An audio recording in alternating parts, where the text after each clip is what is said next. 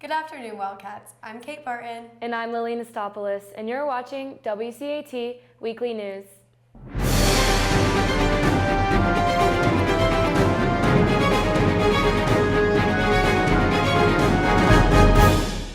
Welcome back and Happy New Year. Happy New Year! It's almost February. Oh no, I meant Happy Lunar New Year. 新年好呀，新年好呀，祝美大家新年好，虎门战绩虎门招呼，祝给大家新年好。 Oh, obviously. Yesterday, January 29th, marked the beginning of the 15-day celebration. It is celebrated by many Asian communities around the world, from fireworks to lion dances and even the giving of red envelopes for good luck. The Lunar New Year is celebrated around the world, but the upper school will be celebrating tomorrow, January 31st.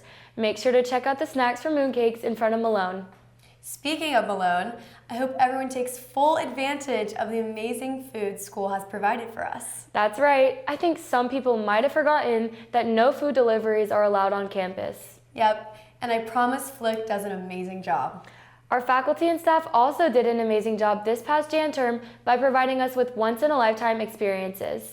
Our reporters caught up with students to hear about their Jan term experiences. So, for Jan term this year, I was in Voices of Resilience. We went to Poland and the Czech Republic. We went around and saw a lot of different concentration camps, studying the Holocaust, anti-Semitism, World War II. And it was a very emotional trip. We got closer together as a group, and it was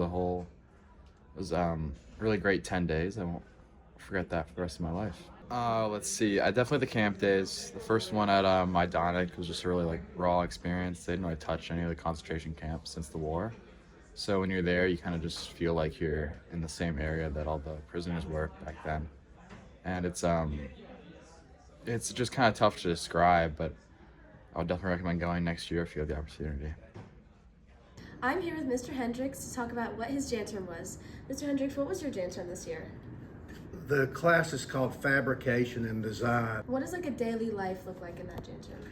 So the typical day would be for the team to make some plans and decide what their main objectives were for the day, decide what tools they needed, organize, decide on some sort of division of labor.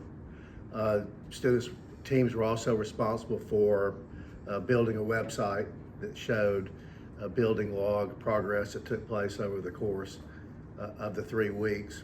From a daily standpoint, after we spent the first day learning about tools and how to use them safely, then it's basically what I said. The teams were pretty much cut loose. They had building parameters to follow. And so it was pretty much on them to get it done. And were your go-karts successful in the end? Well, they were all built within the parameters that we outlined. So if success was predicated on that, then yes. I'm here with Simi English. Simi, what Jan term did you do this year? This year, I went to Guatemala to build houses for people there. And what did a regular day look like for you? So for us, while we were in Guatemala, we would wake up and have breakfast that was made for us by the hotel. Then we would go to our work site and we would build the houses with the workers. And then for lunch, we got to have lunch with the family every day. Then we would continue working. Then we would take our bus ride back to the hotel and get to journal about our day and then have dinner with all of our classmates. Awesome, that sounds so exciting. And what do you think your favorite memory from the trip was? My favorite memory was the last day when we got to paint the houses. It was super fun to paint it with the kids and just to see how grateful they were for what we did for them. Awesome, thank you. Thanks, Etta. Kate, did I see you running around campus during Jan term? I think you did. I was an amazing race, and if we weren't running around campus, we were out on fun field trips. Lily, what did you do? I was in leadership with the one and only Keith Evans, and I had such an amazing experience getting to speak with different leaders like architect Tomas Roussant and Glenn Jackson from Jackson Spalding. That sounds exciting, but what about the leaders in Wildcat sports? Let's hear from Kate with more.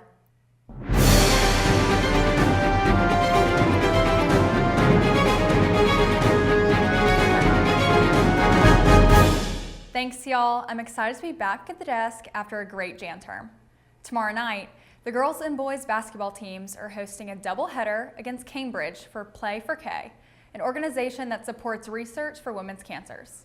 It's pink out, and there will be mini games, face painting, and a bake sale. Tip-off for the girls will be at 6, then a special introduction of Westminster's new head football coach, Nelson Stewart, at 7:10, followed by the boys' game at 7:30.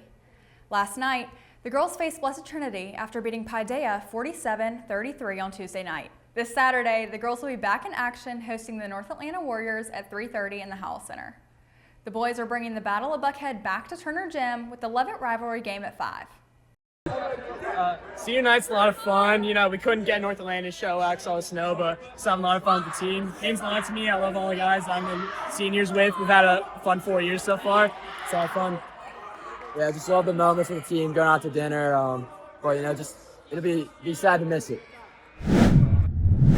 Early Saturday morning, the wrestling team has their region traditional tournament. Over in Alfred E. Thompson Stadium, the boys soccer team is kicking off their preseason with an intra-squad green versus white game on Saturday. The boys lacrosse team will follow suit as they compete against North Gwinnett in their home opener. The swim and dive team celebrated their seniors in a meet against Walton Tuesday night. Congrats to all the seniors on a great season. And congrats to sophomores Connor Christofferson and Greta Myers as they raced to victories and were named the Jersey Mike's Athletes of the Week. It was a very competitive meet, but senior divers Ella Anthony and Trevor Dempsey came out on top. That's all for this week. Go Cats. Back to y'all. On the topic of sports, 6 high-profile women in the sports industry will be on campus February 6th. All students are welcome to join the panel of these incredible women in Taylor Auditorium in Love Hall. I know I'll be there. Make sure to register in the WCAT updates. In other news, the Argentinian exchange students have just arrived. I've loved seeing them in the halls, but now let's hear directly from them. Hi everyone, I'm Charo and this is exchange between Westminster and Holy Trinity College. I'm Martina. I'm Silverio. I'm Tomás. I'm Ignacio. I am Mateo. I'm Dante. I'm Juanse. I'm Bautista. I'm Luca. I'm Fran. I'm Toto. I'm Bernie. I'm Santiago. I'm Josefina. I'm Eugenia. I'm Facundo. They call me Facu. The idea of this exchange is to get to know different cultures and learn about Westminster. The other real part important of Westminster is to get to know our host families and to spend really good time with them, and the new connections we can get from them is really important for going home. We'll experience different activities, such as Chinese classes, the aquarium, the Coca-Cola factory, and also spending time with the young ones at the lab hall. Thanks to Westminster for inviting us, for their teachers to having us, and special thanks to Mrs. Toselo, Pachu, Gloria, and Loli. We are so glad to have y'all and hope y'all have an amazing time. If any Wildcats have had any amazing times this year, be sure to capture it and send it to the yearbook staff. That's right, the yearbook staff is looking for submissions of fun photos and stories from all middle and upper school students. Don't hold back. We want to see all of your trips, concerts, and memorable experiences from the school year so far. Email your submissions to yearbook@westminster.net. Well, that's all for this week. I'm Kate Barton. And I'm Lily Nastopoulos, and you're watching WCAT Weekly News.